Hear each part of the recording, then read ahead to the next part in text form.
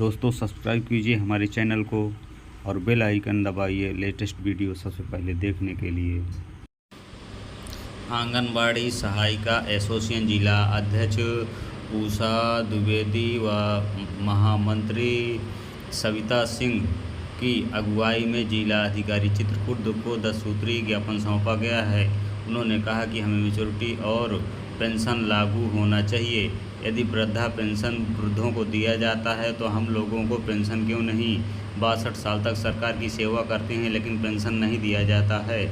इस मांग को लेकर आंगनवाड़ी कार्यकर्तियों ने आज 30 सितंबर को 10 सूत्रीय ज्ञापन जिलाधिकारी चित्रकूट को सौंपा है।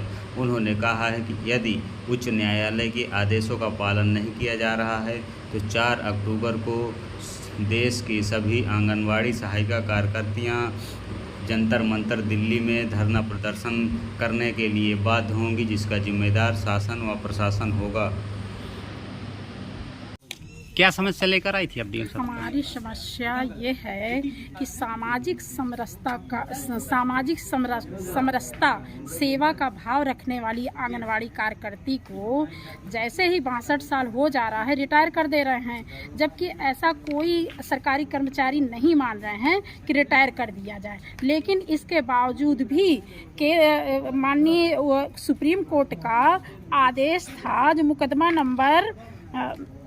नंबर 3153 में एक उसका आदेश आया था कि आंगनवाड़ी कार्यकर्ती को ग्रेजुटी प्लस पेंशन दे करके ही रिटायर किया जाए। लेकिन आज 2022 का आदेश है, आज तक ना तो कानून में लाया गया, ना सरकार उसको मान रही है। इसके लिए हम लोग 4 तारीख को जंतर मंतर दिल्ली में धरना प्रदर्शन करेंगे। अगर हमारी सरकार मांगे 2 अक्टूबर तक पूरा कर देती है तो हम लोग नहीं जाएंगे, वरना 26 लाख आंगनवाड़ी, 13 लाख आंगनवाड़ी हैं पूरे देश में, 13 लाख सहायिकाएं हैं, 26 लाख लोग जंतर मंतर में जाके धरना प्रदर्शन करेंगे। अगर किसी तरह की कोई दुर्घटना होती है, पूरी जिम्मेदारी शासन प्रशासन की होगी।